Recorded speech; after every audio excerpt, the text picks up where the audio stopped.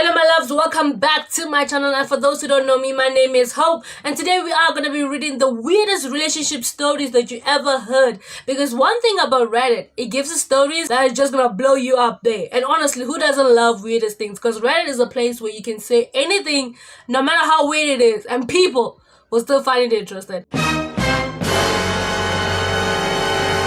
So let's get started. Am I an a-hole for calling my mother names after she wants me to miss my father's funeral? No, I don't think you are. I mean, that type of question, I don't.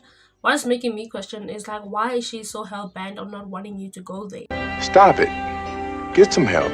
My father was never really fully in my life, but over the last 2 years, we got close. I live with my mom, stepdad, and my sister Rose, 15. The funeral is in 8 days and it's been held by my grandma in Canada when my dad was living for the last 4 months.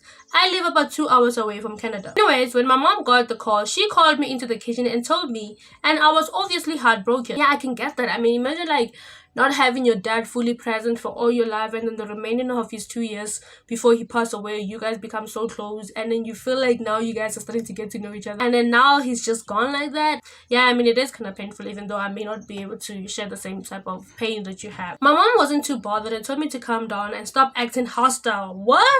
Okay, wait, man. Just because you don't like the dad, don't give you the right to how I should handle my pain. Let's be honest, don't give you right. Honestly, this is my dad. I was grieving for a few days, but I was trying to keep it together for the funeral, knowing being close to him and my grandma would help. Until I asked my mom when we'd be making the drive down to Canada, she turned to me and laughed. Literally laughed and said, why would we be going to Canada? I looked at her confused and said, for my dad's funeral. She said that, oh honey, we are going to have to give that one a miss. Like it was a basketball game, not my father's funeral. What is wrong with her? Like, I'm trying to understand, like I'm trying to be sympathetic and actually understand maybe her and her dad didn't have a good relationship and that's why she's happy, but still I don't think you should be happy about any person's death. Even though that might give you a little bit of relief, but I don't think you should be happy. Especially when a person who is your daughter is literally grieving from that. She said Rose and my stepdad would be uncomfortable and bored. What? Nobody's here about the stepdad. Why are you bringing the stepdad here? I mean, this thing is getting me heated. And when I offered to go alone and meet my grandma at the train station, she snapped at me and said, no, we weren't even close anyways. Not true. We built a relationship over 2 years. And still, even if you guys were not close, the matter of the fact is if you feel that it's important for you to actually see where your father lays his final rest, I feel like it's important to you. And regardless of whether you are close or not, it is not her decision in the first place. You are the one that decides that, you know, I'm going to be taking a role in this and actually be able to see my family.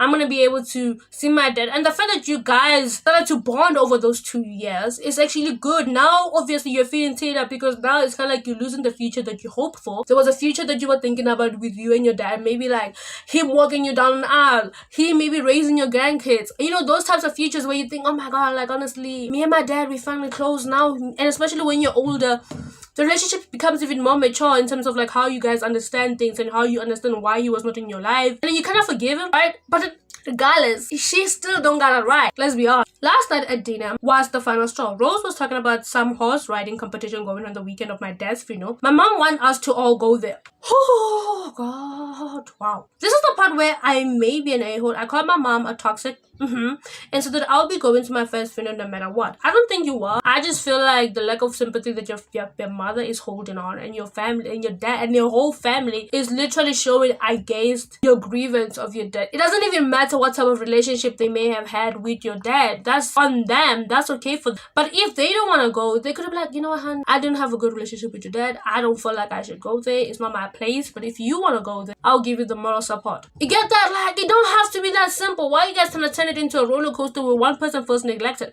Especially as a mother, you are literally neglecting your own child's feelings in the moment where your child is literally hurting and grieving, and instead of being there to assist her, you're just kind of like, well, shut up. Why are you crying? Right? I've been staying with my boyfriend 18 for 2 days, and we're planning to make the ride down to Canada early to spend time with my grandma. My mom keeps on texting me, sending me voice notes, crying, asking to talk. So am I an a-hole? No, you're not. Like, honestly, you're not the a-hole. I just find it very unreasonable for your mom to be acting that way, regardless of her celebration of your dad's, you know.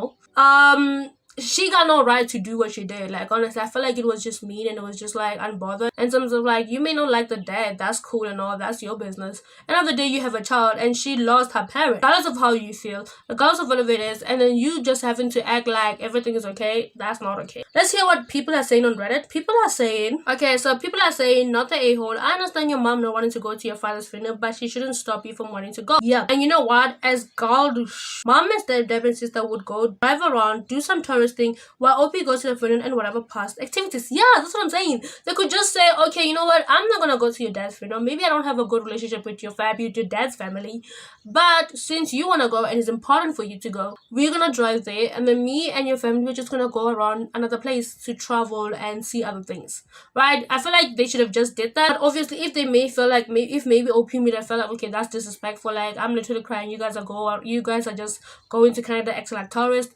Might as well just we are not going. You wanna go? That's cool. And then they go, and then she and the parents just go to the horse riding competition, and they both have what they want. But it's unreasonable for her to actually just not side with her child's feelings at the moment. That's rude. Am I an a-hole for telling my sister she wasn't the only one affected by our mom's death and to let our dad live his life? This title alone makes me think that maybe the dad wants to get remarried and the sister is having a little bit of a tantrum.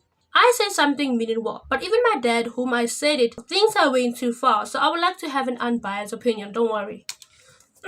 We are here for you, darling. My mom passed away almost 5 years ago. It was really tough. I was 24 at the time. My sister was 17. She's always been treated as the baby of the family by all of us, and she did take our mom's passing very hard.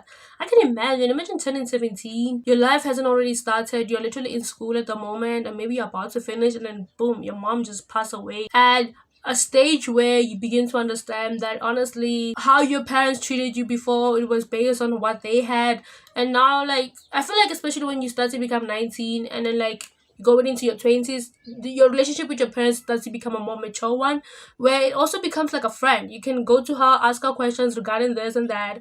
I feel like those types of relationships, that's where they grow the most, because now you get to go away from your parents, and now instead of you going away from your parents, exploring things, going to varsity, enjoying your time, now your mom is dead. Oh, that really sucks. According to my dad, she did have night terrors and he would go downstairs to get her water. She stayed with him for the first year of her college before moving out. Okay, I can get that. She's mourning, she's grieving. That's good. A couple years ago, my dad started dating someone. And when he told us, my sister went bliss. Full on snobbing and begging him not to. The stain led to him breaking it off. Same story repeated once more after that. My dad told me she was young and still coming to terms with it, so he wouldn't take anything too far. Last year, he's been dating another woman who has 2 young boys of her own. My dad seems to really enjoy her company. We met her a few times, and honestly, I love my dad and want him to be happy. He's a great guy. He seems to make him so. When he told us he wanted to have us spend Christmas together, my sister again had an argument,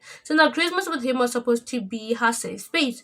We had memories of us as a family with the mom and asked him to hold off. He said yes, and I knew he would, because of course he wasn't going to risk her not coming. Meanwhile, when talking to me, my sister has been asking me repeatedly if I think dad is going to marry this woman. I said I don't know, but if he wants to, then I hope he does. Last weekend on the family group chat, my sister talked about moving stuff back to his place. That's when I learned that she was planning on moving back after she graduated in May, and my dad had agreed. I was so annoyed. She pulled the same thing. This is clearly to monopolize his attention and not let his relationship with his girlfriend proceed further. I said as much in the group chat. She said that she just wants to move back to be with dad and in the house where we have mom's memory. At this point, I told her to stop weaponizing our mom's death and pretending like she was the only one affected and the rest of us loved her less just because she wants to look past the grief. She was being manipulative in moving back when she had no plans prior to learning about his girlfriends. I mean, like, this is a very tough one if you think about it, because in one case it's like, okay, she wants to move back home and kind of build on her relationship with her dad, but at the same time, you know that there's some level of manipulation behind that, because you know that maybe she wants to disturb your father's relationship with the woman that he is currently dating. My dad kept texting me to shut up. My sister left the group chat. She sent me a long text necessarily calling me an a-hole and that her relationship with dad is her own. My dad said I crossed the line and should make up with her. Am I an a-hole? Him taking her side is what hurts me the most. If her mom died when she was like 17, right now is like 5 years. That is kind of like, maybe right now she's 23. Oh no, 22. So obviously the memories are still fresh in her. You Maybe currently right now you're 28, so there's a level of maturity in terms of your age. That's one thing we need to understand. I don't think you're an a-hole for not wanting your dad to continue to start a relationship with this other woman. I just feel like you need to understand that your sister also has his own grievance. And sometimes it's best to just talk to her slowly and say, hey, look, I understand the whole thing with dad dating is not good. You don't seem great about it. And from my side, I feel like, honestly, let's just let the man breathe. Honestly, he did his best. He showed up for us in moments of our own grief. I feel like we should also allow him the grace to be able to move on and start something new with another person. And I don't know, talk to your sister until it gets in her head, because at the end of the day, she doesn't have a right to kind of disturb something that your dad is trying to do. Some people, after the death of their loved one, they are willing to not have a relationship with other people until the day they leave this earth. And some people, they find that, well, I'm just gonna have to move on because I can't be stuck in this bubble, especially when you're in a house that reminds you of this woman all along, and you just say, maybe I need to find somebody else who's gonna be able to make me live a meaningful life. And you just have to give them grace. I feel like that's what it is. But let's hear what you have to say about this. Not an a-hole, not an a-hole. Your family should seek professional help. You, in my opinion, she's still grieving the loss of your mom. She's not letting your family move on in a healthy way. Some people are saying your sister seems to be trying to keep your mother alive by freezing the house and your dad the way they were when your mom was alive. In her memory, moving on is killing your mom. That's what I said. Like, I didn't say that, but I was like kind of thinking that way. I was kind of thinking that way. So you see, me and Reddit sometimes we kind of think the same, even though I didn't know how to position it right. That's understandable when the grief is still new and raw, but it's not healthy 5 years later. Okay, talk to your dad about this. Maybe a condition for her staying with him for a limited period of time could be that she has to get therapy, OP, and you and your dad should be there for the first session to ensure the unbiased truth is established. She must not move in until she starts this therapy. She's guilting your dad and ruining his chance for happiness, and him allowing it isn't good for her. That's true. Tell the sister, look, hey, you are right in grieving your mom. You are right in grieving, and it's sad that mom is gone, but you trying to keep her alive and forcing her to remain still in our life, you trying to freeze everything in our life just to keep her alive, it's not good for you and it's not good for us.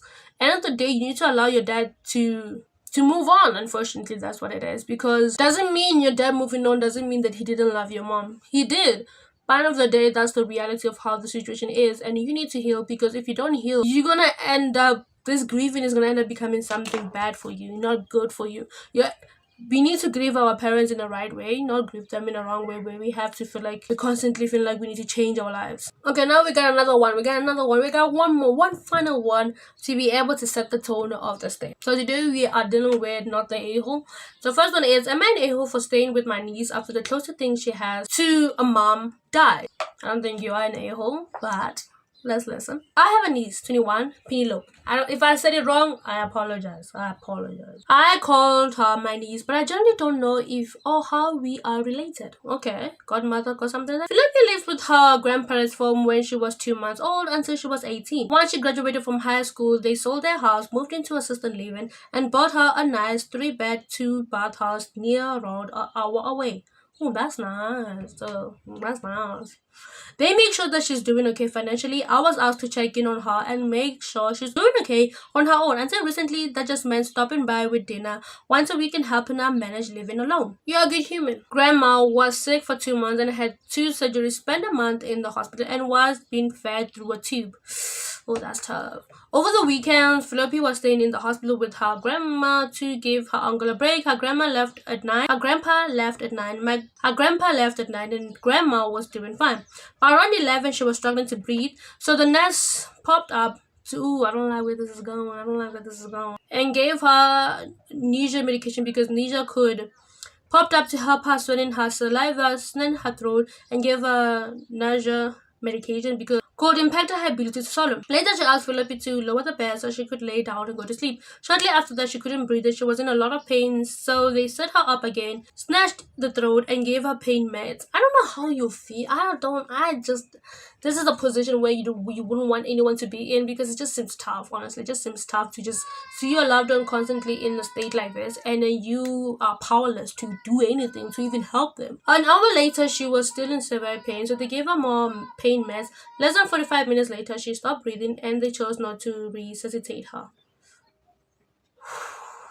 Penelope is aware. She blames herself for making the situation worse by laying her grandma down. Plus, this is the closest thing she had to a mother. They were incredibly close. Penelope would drive down to visit her at least twice a week, and they talked on the phone, gossiped about the aunties and the people in her facility. Penelope's school and work on a near daily basis. After her grandmother died, she didn't sleep for nearly 3 days. The only thing she could eat was glucose gels. If her blood sugar was low, she's type 1 diabetic, and even then I had to spoon feed her. She couldn't get off the couch to take care of her dog. Ooh, damn, she's crushed. Honestly, it's one of those cases where you just don't know what to do, you don't know how to help. I think the best way for you to be there for somebody is just by you cleaning up their mess and just being there to listen to their rumbles and being there to listen to them crying and being mad. I don't know, because like, you can't say, "Are you okay?" I feel like that question pisses a lot of people who are in that situation, because like, how could you ask that? How are they okay? I just stay with her until she improves enough that she can stay home alone.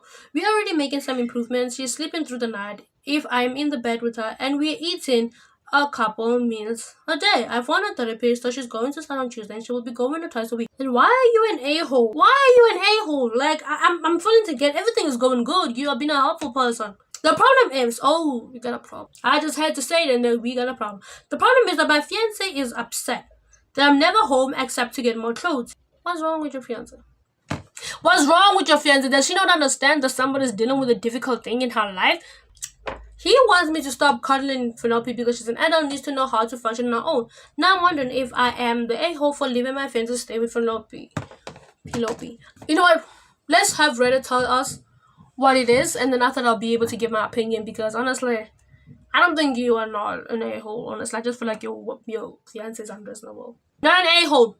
You're helping your niece while she's grieving. Your fiance should be more compassionate. Wow, you're definitely not an a-hole. Like, honestly, I don't think she is. And I find it very, like, unreasonable. Some people say, I'm jaded because when I read that your fiance is upset, yet you're not home, my first thought is it because he has to do more chores, like prepare food or do laundry and dishes? Yeah, that might be it. You're not at home to wash the dishes. You're there taking care of somebody that's not even your own daughter. Which that's what you're saying. Not an a-hole. It is 100% that. He wants his live-in servant back so he doesn't have to actually be an adult. Do not have kids with this guy. Not an a-hole for helping your niece. No, you're not an a-hole, honestly. You're not. I feel like what you're doing is you're literally a kind person, and you're literally been there for your sister when she's going through tough times, and it's kind of hard to just kind of bounce back from that. No one can bounce back from that after you literally saw your grandma going through so many difficult situations. You are there to help her out, and now all of a sudden she's sick. The fiance is wrong with that, honestly. Like, in a way, I mean, like, your fiance should look at it like, wow, so which means if I ever lose a parent, if I ever go through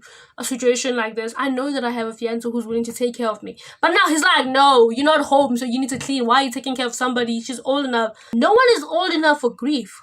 No one is, honestly. Like, grief hits people unexpectedly. You just want to go back to being a child and crying, and like, that's because that's how you can react in that moment. Not an a-hole, also. Not an a-hole. You need to check something with your fiance, honestly. Bye!